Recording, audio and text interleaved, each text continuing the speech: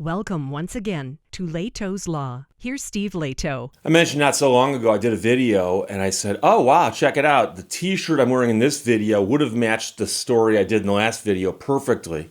But because the shirts come up randomly, it just happened to be that way. But I missed. Well, now, here we are. A shirt that says Canada and a story involving Canada. So the stars are aligning, as they say. A GPS mistake took a 60-year-old driver to the Canadian border, where he was arrested with 400 pounds of cannabis and over $600,000 in his car, according to police. This is from Insider.com. A whole bunch of people sent me the story, and that's pretty much what happened. And it's an interesting story. So Joshua Zitzer wrote this about the 60-year-old American driver who was arrested last week after taking a wrong turn and ending up at the Canadian border with a huge quantity of cannabis and over $600,000 in cash in his car, according to law enforcement authorities. Now, I must take umbrage with the fact they keep calling out the fact the man's 60 years old. And we've heard stories where they talk about old drivers, and they'll say, some 89-year-old guy was driving the wrong way down the street, and asked, where do I find the Kaiser or something? And here they're pointing out the guy's 60 years old, and they keep pointing it out as if that's old. I got news for you, my friends. 60 is the new 50. The Royal Canadian Mounted Police said in a news release that the man was following his GPS coordinates, and if that thing told him to drive off a cliff, he probably would have. They were entered incorrectly, and he mistakenly ended up in the border lineup at Canada's Rainbow Bridge crossing near Niagara Falls, Ontario. And I can tell you that I live near an international border crossing. I live near Windsor, Canada, Ontario, right across the river from Detroit. And there are places you'll be driving in that area on the freeways, and it'll say things like, last exit before bridge to Canada. And the implication of that sign is, if you don't want to go to Canada, you better get off. Okay? So those signs are out there. It's a question of which you're paying more attention to, the GPS or reality. And although I love the GPSs and what they do, you still got to double check some of their math. Occasionally, they will send you astray. And I've been sent astray. I remember one time I was driving back from the Upper Peninsula of Michigan, trying to get to a hotel on the west side of the state. I was doing a tour where I was speaking in a bunch of different places. And at 2 o'clock in the morning, it sent me out into the cornfields north of Lansing. And I was looking for a hotel in Lansing. And it kept saying, you've passed it. And I hadn't passed anything except cornfields.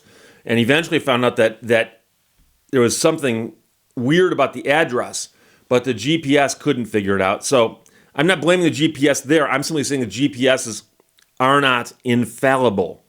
So the man who got stopped at the border did not have a passport on him, which is now required for crossing the border. I grew up in a time, because I'm apparently an old guy, and I grew up at a time when you could cross the border into Canada and back by smiling and saying, I'm a U.S. citizen. And they go, oh, okay, we believe you.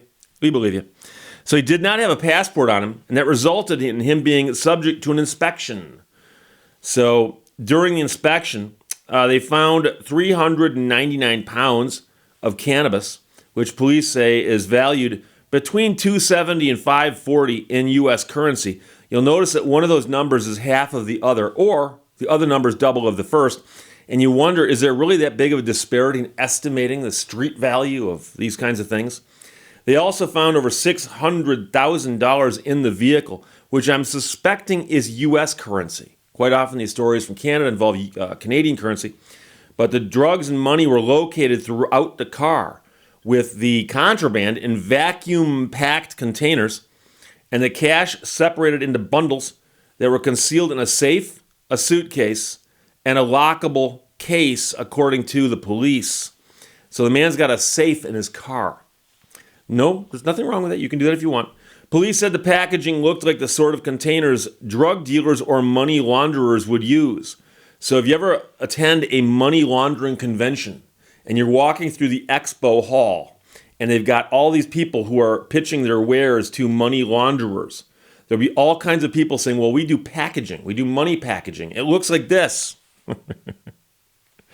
So they led they then issued charges against the man on suspicion of the possession and import of cannabis. They suspect he was possessing it.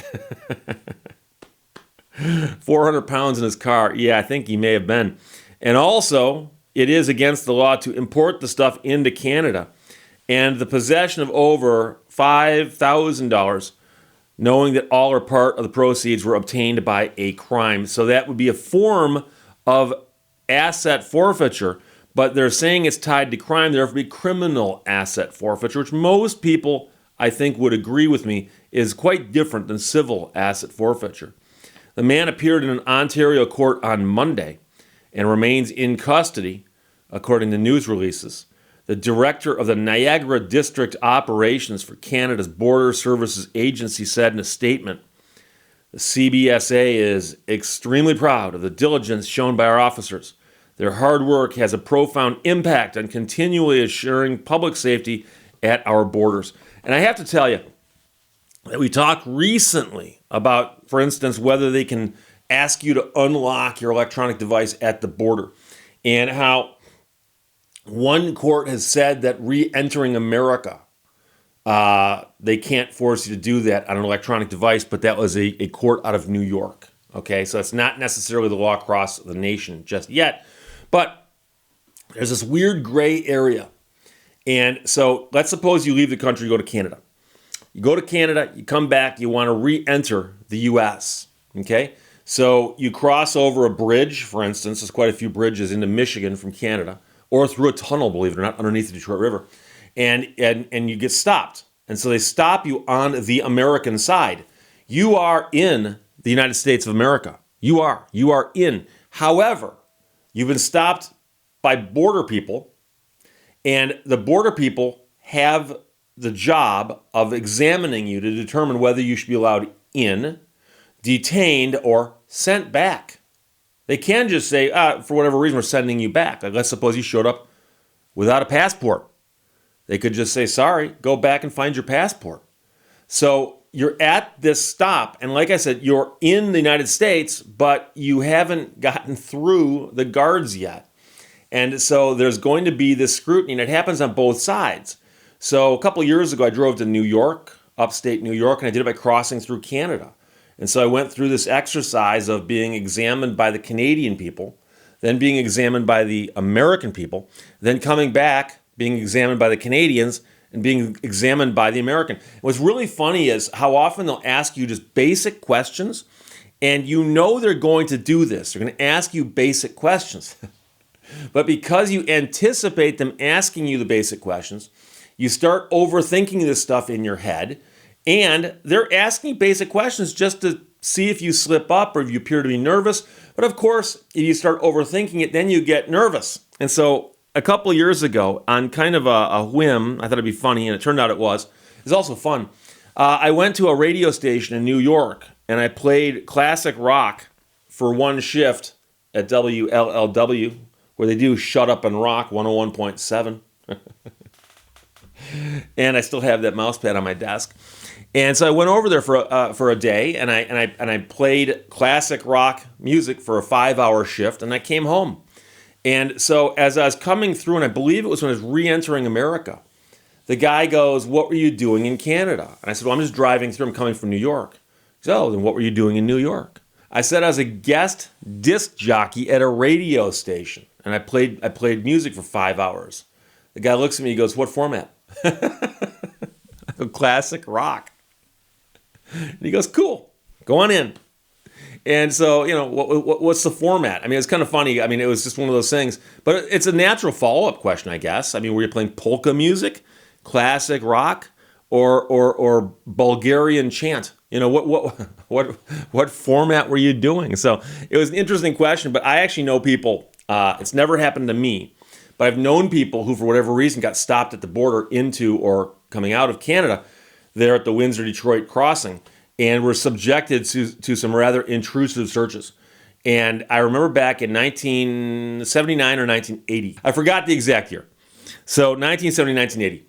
1979, 1980. A friend of mine was driving around with his then girlfriend, And he was talking about different places they'd been and where they go and so on. And she mentioned, I've never been to Canada. How can you live in Detroit? Never been to Canada. It's just right there. And she said, no, I've never been to Canada. And he goes, oh, you want to go? And she goes, well, what do we need to do? And he goes, nothing. He goes, we'll cross the border, we'll drive around, we'll come back. You can see Windsor. So as they're crossing the border, going into Canada, one of the agents asked a question about marijuana. And back then, it was much less common that people would admit they have it on them and so on, as they might now, because of the way the laws have changed over the last few decades. And apparently her reaction led them to believe that they might want to search her purse. And they searched her purse and they found some in there. And my friend, when he's telling me the story, said, Steve, he goes, you know something? He goes, I should have asked her. By the way, we are going to another country. We're going to go through border security. You don't have any on you, do you? Because she would have said, yeah, I do. But apparently he didn't ask the question, and instead it was Border Patrol asking the question. And I don't know if she lied or if she answered truthfully, but either way, he goes, we got pulled over, the truck got torn apart, and we got taken into rooms where we got to disrobe and get inspected. And he was describing the process, and it was rather humiliating the way he described it. But again, he admits that it was his fault for not explaining to his girlfriend, we're going to another country. They don't mess around. So do you have anything on you that might get us in trouble? But anyways, and at that point, the guard said, and by the way, you're not admitted to the country because of what we found on you. Turn around and go back. So he goes, on top of all that, we didn't really get to see Windsor except from afar. So here we got a story about a 60-year-old driver. And again, I take umbrage. A GPS mistake took a 60-year-old driver to the Canadian border where he was arrested with 400 pounds of cannabis and over $600,000 in his car. And it sounds like from the story, he was never intending to go to Canada. He was simply driving someplace in the U.S. to another place in the U.S., and had he not made that wrong turn, probably would have gotten there and either gotten more cannabis with that cash or sold that cannabis for more cash. But as it is right now, he's zeroed himself out with both of those things, and he's got some issues with the fact that he's locked up in Canada. So it's from insider.com. Joshua Zitzer wrote it. Questions or comments, put them below. Let's talk to you later. Bye-bye. Thank you for watching Lehto's Law. Try to be a rainbow in someone's cloud.